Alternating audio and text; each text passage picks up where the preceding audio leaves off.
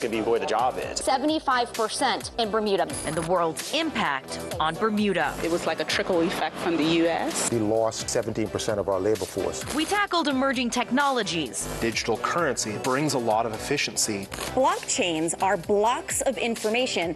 Examined key concerns. Is this all about climate change? 8,500 people are diabetic based on the STEP survey. And connected the community to the issues impacting their future. I think it would be a positive for the island. It's just a matter of economics. And now we're back to do it again.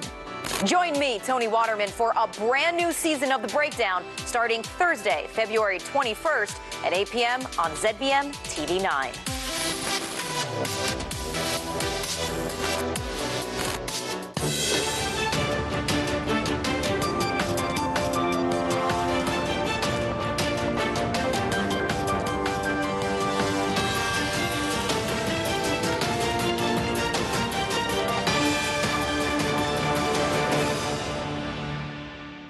And you're watching Bermuda Tonight. It's Monday, February 18th, 2019. I'm Diane Brewer, and thank you for joining us.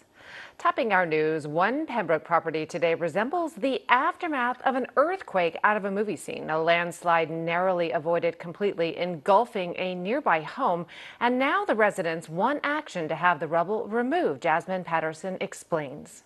On Friday morning, just before dawn, something suddenly happened out of the ordinary. I heard a boom.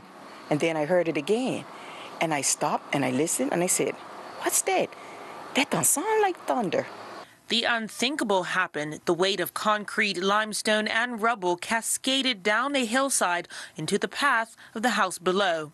The yard above me, how it had opened right up, how everything was pushed right toward my house, the whole landscaping like it had split in half from where the house was going around the house. And that's when I was blown away. The St. Monica's Road resident lives here with her elderly father and wishes to remain anonymous. Thankfully, she says no one was injured, but while she's grateful the rockfall did not collapse directly on her home, she has many worries. I have my gas tubes that are underneath all that rubble. So I don't know what condition, if they're punctured, I don't know.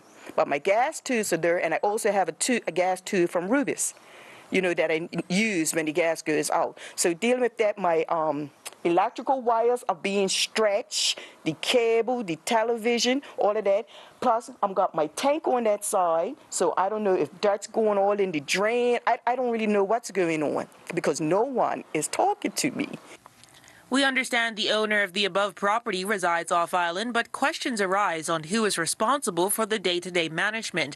Engineers have pledged to come and remove the rubble, possibly caused by heavy rains. However, time is of the essence. As you can see, the rocks are unstable.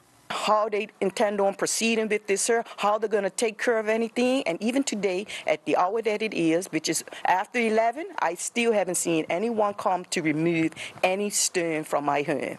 So that's where I'm at. A video of the landslide possibly caused by heavy rains has made its rounds on social media, which was captured from a view above. She believes the attention is warranted. I'm not looking to go after anybody in the sense where, I'm going to be negative. I just want action to be done so that my home isn't destroyed.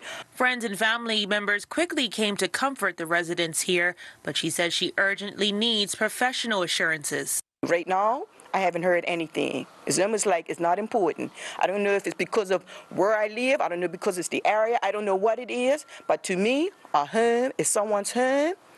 It should be taken care of. Someone's life should be cherished and looked out for.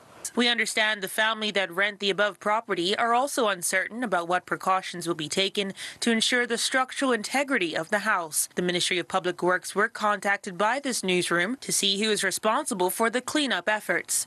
Jasmine Patterson reporting for Bermuda Broadcasting News. Wow. Well, thanks, Jasmine. In other news, bus cancellations may soon become a thing of the past. That is, if Zane De Silva, the Minister of Tourism and Transport, and those who use public transportation have their wishes granted. But according to the minister, prepare for positive change in the way the pink and blue operates. Gary Moreno recently spoke with Minister Zane De Silva and filed this report. It was only last week that the minister made the announcement that new bus rosters had been agreed to. That, however, did not put an end to bus cancellations, with the Ministry of Transport still issuing advisories on a daily basis. Minister De Silva expressing confidence that will soon change. You will continue to see those for another couple of weeks. You will know that the rosters and schedules have been agreed, and the picks will start. Once that pick process has been completed, the full schedule will be announced, and hopefully that'll be the end to the cancellations. But the rosters were not the only issue contributing to the vexing cancellations. Another major issue was that of bus shortages. We committed to bringing in 8 new buses last year. We brought in 4. We have 1 that arrived this month, and we should have 1 arriving every 4 to 5 weeks until August. So we will have a new complement of buses to add to the fleet. Despite the fact that the issue with the bus roster was a long-standing one, Mr. De Silva feels the former government only exacerbated the problems surrounding public transportation as it relates to the buses. It's a shame because you hear the senator from the OBA, you've heard the deputy opposition from the OBA talking about Mr. and Mrs. Bermuda. They have 5 years of neglect, Gary, where they totally ignored Mr. and Mrs. Bermuda. They totally ignored the maintenance of our buses in the country. And that's why we're in this position we are today. But, Mr. and Mrs. Bermuda, PLP is in, and we're going to see to it that you're taken care of. Here's hoping the minister's predictions come true, and Mr. and Mrs. Bermuda will not be disappointed for too much longer when it comes to riding the pink and blue. Gary Moreno, reporting for the Bermuda Broadcasting News. Thanks, Gary. Coming up, we'll be talking mold concerns at TN Tatum, the latest from AccuWeather headquarters, and more. Stay with us.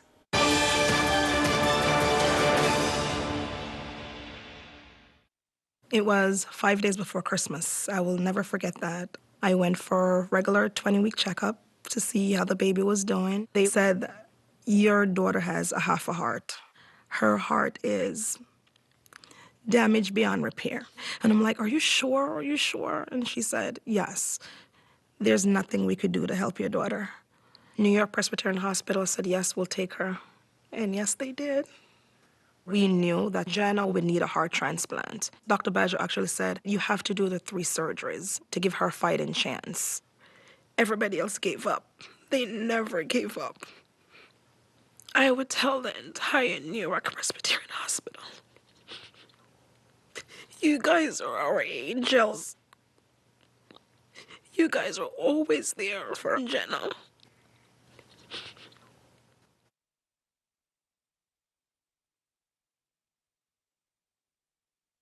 At Argus, our interest is you.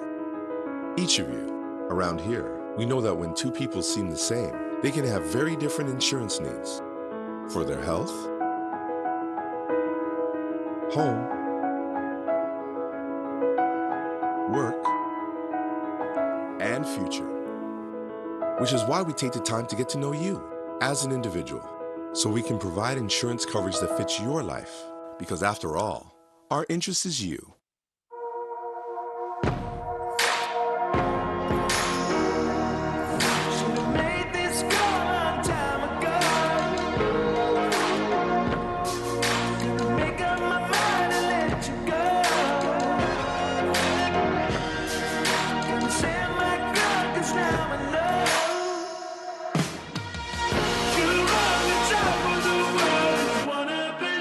Take a test drive today at Ultimate Motors.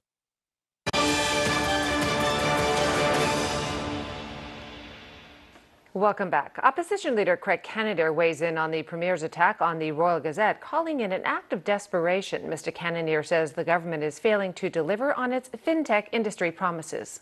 The Premier's statement made on Friday, just gone in the House of Assembly, reeks of desperation. What I do know is these are the facts. That we were told in 2017 that we would have a Silicon Valley type fintech hub that would be done in Southside. Only a year later to find out that they are downscaling this thing and they are now going to do it on a floor, maybe 2 floors of a building in the city of Hamilton. Only to a few weeks ago to hear that that fintech hub now has been thrown to the wayside. And in reference to the fact that they are looking at their options as they move forward, which quite frankly should have been something that is looked at in the very beginning. So to hear such a statement being made in the House of Assembly from me at this stage is completely out of order by the Premier. Meanwhile, Jamal Simmons, minister without portfolio, responded by saying Mr. Cannonier's comments are unhelpful. I really was hopeful that the opposition had changed its ways and we would hear them joining in the government, standing up for Bermudian jobs and investing in our country. But they are still on the same old script, standing up for everybody but Bermudians and taking the opportunity to score cheap political points when we really all should be coming together and trying to get to the root of how we can get more business and more jobs in this country. When you have the facts as laid out by the Premier in his speech from Parliament on Friday, you have to be very concerned, because we have seen this before, and I think that now is the time for everyone in Bermuda to get on the same page, and let's work to bring in some business and some jobs for Bermudians. And I encourage the opposition leader, who was elected the first time around on a campaign of doing politics different, to drop the old script, come into the 21st century, and let's work together to make this about Bermudians.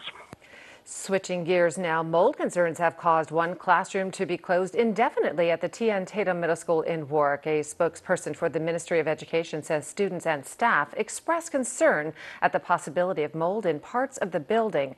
And now it is arranged for a mold assessment to start today, according to the release. All preschool, primary and middle schools were inspected earlier in the school year, and a second round of inspections for this school year commenced this month. Commissioner of Education Kalmar Richards commented, "Our first priority is to ensure safe and healthy school facilities for the Bermuda public school system," end quote. Turning to weather news, an absolutely Bermuda-ful day today. We'll go to AccuWeather headquarters now to see if this sunny weather is going to hang around. AccuWeather is presented by BF&M Insurance Group. We now go to AccuWeather headquarters. Hope you're doing well here on ZBM. We're glad that you are joining us. This AccuWeather forecast is brought to us by the good folks at the BF&M Insurance Group. We're keeping an eye on the opportunity for a few passing showers tonight as a front gets close and it's going to drift on through the area overnight. But you'll notice on the satellite estimated rainfall, there's not a whole lot out there. There's action well to the north, maybe a fleeting sprinkle for a few folks, but it's not going to be a widespread event. We're at 69 degrees right now, very warm out there. And the cooler air will soon be setting in behind the system. But until the front gets here, we have a southwest wind at around 15 knots. It's a warmer breeze, humidity fairly high. On the inside, we have 1 to 3 foot waves. On the outside, 4 to 8 foot waves are rolling and rocking around out there. So we do have a small craft warning tonight through Tuesday, in through Wednesday morning as well. So it's kind of a long duration small craft warning.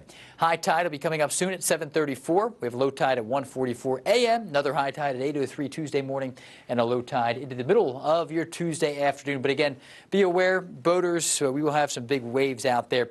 And as this weak front, it's actually fairly strong front when it comes to the temperature change, but when it comes to moisture, there's not a whole lot out there. So as this front, no matter how you want to classify it, rolls in from the north, there will be an opportunity for a few showers in spots later on tonight. So again, the rain threat tied to this is somewhat limited, just maybe a 4-hour period of time in which a few showers clip on through.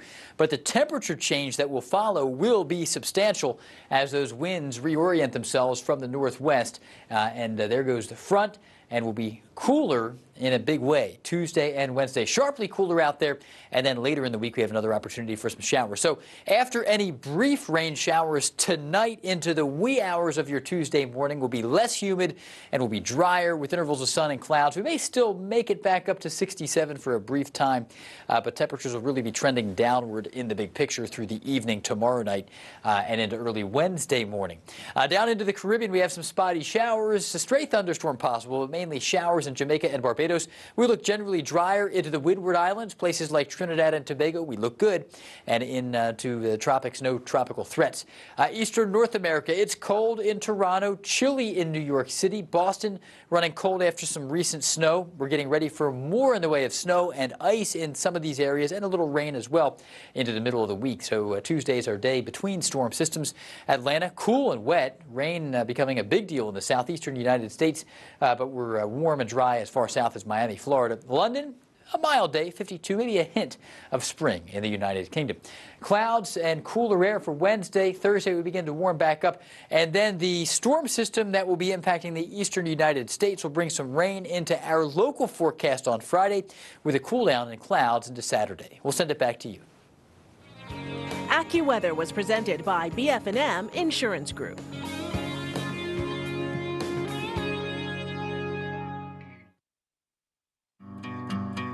I was diagnosed with illness.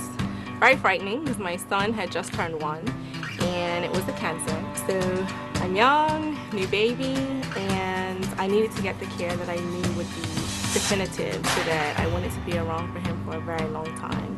I got in contact with BF&M, and BF&M was able to commit at that time to doing at least 50%, so we were comfortable, okay, well, we're gonna go. We got off the plane, actually, the day of the procedure, and on my way to the limo, my case manager called and she says, Kiana, we got it, you're covered at 100%. And I cried all the way to the office because I was just so happy. The BF&M difference is that I really felt that the case manager really was concerned about my overall care. And because of that, I really appreciated them. I think that personal care, that willingness to listen, and then to work until they were able to get it so that I could get full coverage really made the difference for me.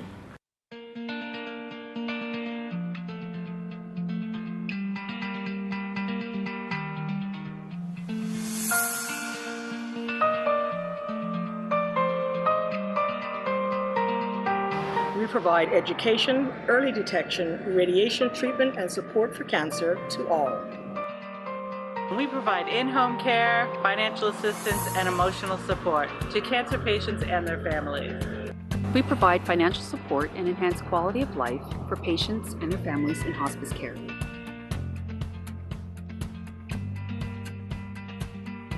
We will. We will. We will.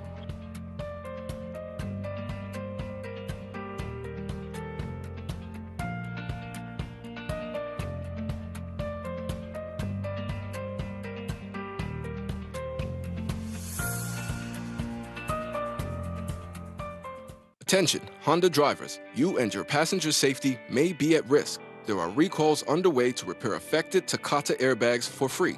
Sharp metal fragments from airbag explosions have injured and killed vehicle occupants. Free airbag repairs on affected vehicles. If you own a 2001 to 2016 Honda vehicle, come to one of our free airbag repair events.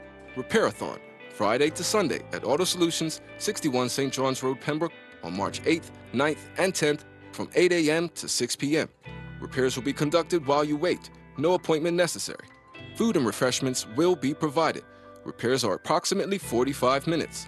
For more information or to schedule an appointment for another day, call Auto Solutions at 441-295-5000. Please check if your vehicle is affected by visiting hondacars.bm/recalls.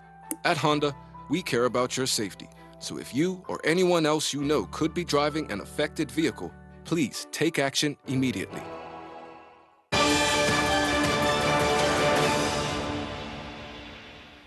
And you're watching the Monday edition of Bermuda Tonight. Companies in the electricity and telecom sector will soon have to better handle complaints about their services. It's thanks to 2 new initiatives being launched by the independent regulatory authority which oversees the electricity and telecom industry. Our Tarai Trot did some investigation and tells us one of the initiatives will examine the competition around companies demanded to have significant market shares.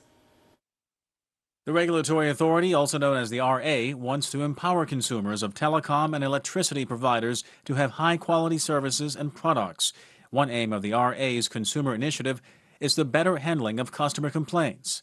The RA's Christy Smith explains. Well, the RA, we receive a variety of complaints. Some of the things that we've heard repeatedly are that consumers are frustrated when they make a complaint to service providers. Sometimes their outcome is not satisfactory. And so what we're mandating, or we're hoping to mandate with this Principles of Consumer Protection initiative, is that sectoral providers will have an obligation to make sure that their frontline staff are trained sufficiently. They should be able to identify that a consumer is making a complaint. They should be trained to record that complaint and store that in an appropriate database in their system. And they should be able to ensure that the customer is aware of the steps that that staff member will be taking in order to reach the outcome that is desired by the consumer. Under the proposals, the telecom or electricity provider will have to keep the customer's complaint open for at least 28 days. If they receive no further complaint, then the provider will be allowed to close the case. Essentially, this entire document is hoping to solicit public feedback. So we've got several proposals in there that we believe will alleviate a lot of consumer frustration in both markets. Elsewhere, the RA is carrying out a market review of the state of competition within the telecom sector, such as broadband and mobile communication, among others, to determine whether or not there are operators with significant market power that may hinder market competition. New RA Chief Executive Denton Williams explains. And it looks to see if there are issues with respect to entities that have significant market power and how controls could be put in place to ensure that consumers get a better outcome in that sector. While not related to its consumer protection initiative, Mr. Williams revealing the RA is considering the possible regulation of IPTV providers who provide television and entertainment over the internet and not by traditional means. Is there any consideration of regulating them? Actually, the authority is looking into IPTV and exactly how it should or shouldn't be used. We'll have a further position on that later, which we'll probably be discussing with the sectoral providers specifically. But at this point, we don't have a position to expound on. The regulatory authority was created by an act of Parliament to regulate the telecom and electricity sector, including the promotion of sustainable competition. An example of that was when America's Cup came to Bermuda. The authority issued spectrum to providers to be able to provide 4G service, because it not only would support the event, but it would also benefit the consumers of Bermuda. And obviously it wouldn't have been a good thing for there to be inadequate cell phone coverage for people that were visiting us, and they couldn't make a phone call because a single event was happening with a lot of people. Deadlines to make a submission to the RA on their new initiatives is March 7th and March 15th. To submit your views, log on to rab.bm. Tarai Trott reporting for Bermuda Broadcasting News. Thanks, Tarai. After the break, Earl Basin will have your weekend sports roundup. We'll be right back.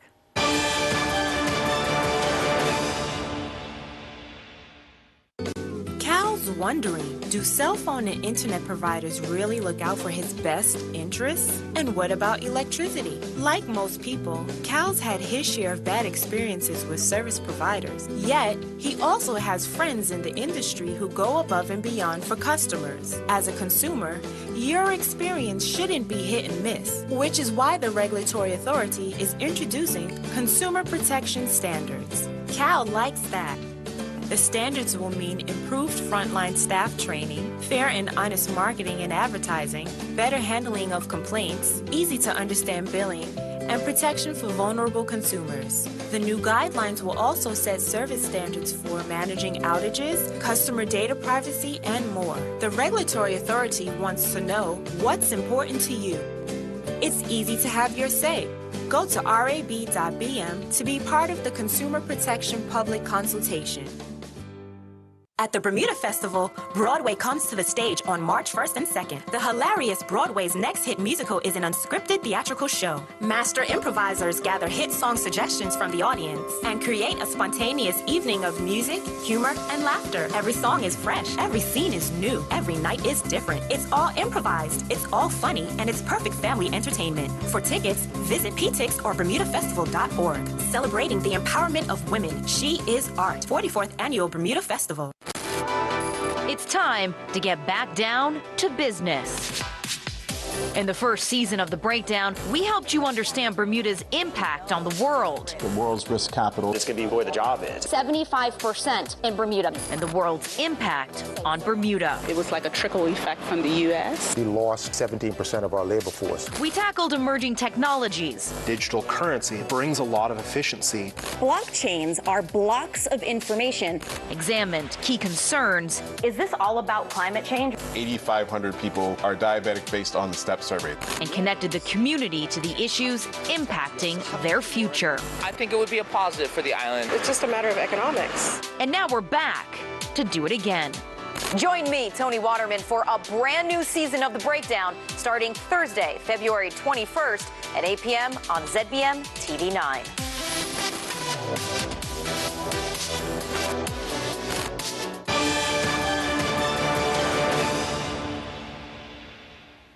Here is Earl Basin with your weekend sports roundup. A total of 16 goals were scored in 270 minutes in 3 FA Challenge Cup quarterfinal matches over the weekend. Robin Hood defeated the PAC Zebras on Saturday night at the BAA Field 4-0. Crossroads would defeat St. George's Colts 5-0 at Garrison Field yesterday, and the Somerset Trojans would go down 5-2 to the visiting Dandytown Hornets at the Somerset Cricket Club. Grant Rivers represented North Carolina State University on the first day of the Virginia Tech Elite Indoor Track and Field Meet, breaking the Bermuda pole vault record yet again. It was last week Monday that we reported Rivers broke the Bermuda indoor record, competing in the 2019 Clemson Tiger pole vault. This weekend, Rivers would go even higher, winning the men's pole vault with a personal best leap of 4.40 meters or 14 feet, 5.25 inches. Meanwhile, the Bermuda National Athletic Association held their 4th and 5th track meets of the season at the National Sports Center over the weekend. The meet once again included Bermuda Special Olympians, and it saw 2 more athletes meet the qualifying standard for the Carifta Games. In the first event of the day, Ryan Otterbridge, running alone, met the standard for the under-20 boys 5,000-meter run. With the standard set at 17 minutes, Otterbridge was clocked at 16:54.29. In the final event of the day, and on her final attempt, Ellie Richmond met the standard during the under-17 girls javelin throw. The standard was set at 36 meters, with Richmond tossing her final attempt 36.54 meters. Titles were defended at the Bermuda Squash Rackets Association Club on Friday evening as the Bermuda National Squash Championships came to an end. Noah Brown and Rachel Barnes reclaimed the titles they won just a year ago. Brown defeated Michael Franklin in an entertaining men's final, with Brown using his reach to his advantage. It would take him 4 games, but he would eventually win 11-8, 14-16, 12-10, 11-8. Barnes would also need 4 games to defend her title as she defeated Sarah Nicholson 11-8, 11-4, 6-11, 11-3. The 2019 Eastern Interscholastic Swimming and Diving Championships came to an end, with the Warwick Academy women finishing 16th with 156 points, while the Warwick Academy men finished 21st with 31 points. Bermuda show jumpers began competing in the 41st edition of the FEI Jumping World Challenge at the National Equestrian Center on Visa Street yesterday. Philip Carrera and Emerson clocked a double clear round time in Category A, which was the 1.20 to 1.30 and 1.30 to 1.40 meter class. Category B, consisting of 1.10 to 1.20 meters and 1.20 to 1.20 meter classes, saw Courtney Brumby and Worth DeWitt clock a double clear round time of 51.59. Cody Rigo recorded a double clear round time of 57.40 on the way to winning Category C, which saw competitors compete at the 1 to 110 meter and 110 to 120 meter heights. Meanwhile, the Bermuda Harness Pony Racing season continued with action at the National Equestrian Center on Visa Street on Saturday afternoon. Dylan De Silva in the Bike of Simsfield Hard Times won Heat 1 in the 103 and faster time bar class, clocking a time of 102 and 1. During the 104 to 105 and 1 time bar class, Cameron Harris in the Bike of This Baby Rocks clocked a winning time of 103 and 3. Andy Stoneham in the Bike of Wiggle It Jiggle It clocked a winning time at the line of 109 and 4 in the 108 and 1 to 111 and 3 time bar class. points. Local rugby took a back seat as wet and windy conditions greeted Bermuda and visiting Princeton as the Bermuda national team walked off the field with a well-deserved 43-0 victory at the National Sports Center on Saturday. A promising attack from Jamie Baum resulted in a penalty, which they knocked into the corner. Off the ensuing line-out, Bermuda drove forward and Conor McGlynn touched down for the opening score, but Paul Kelly missed the conversion attempt as Bermuda held a 5-0 lead. From there, Bermuda would add 38 more unanswered points.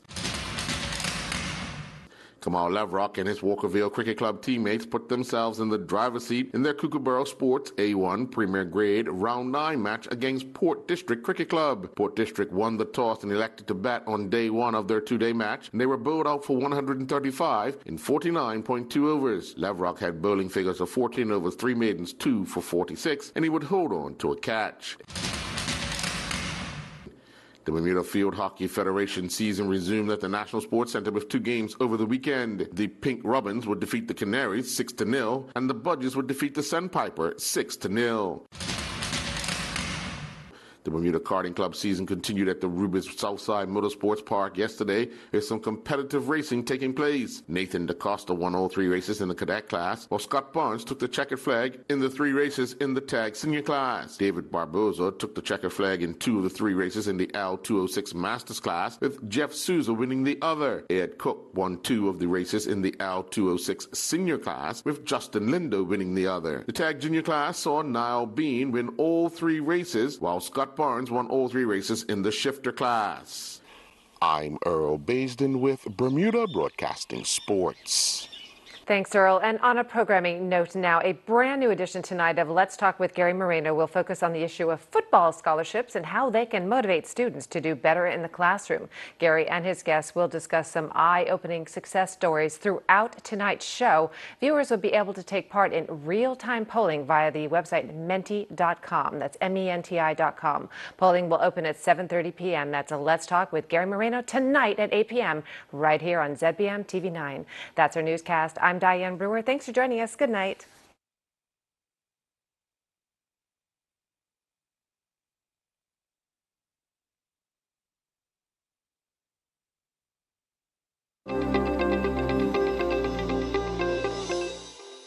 Wednesday brings protests and new political maneuvers following a declaration of national emergency.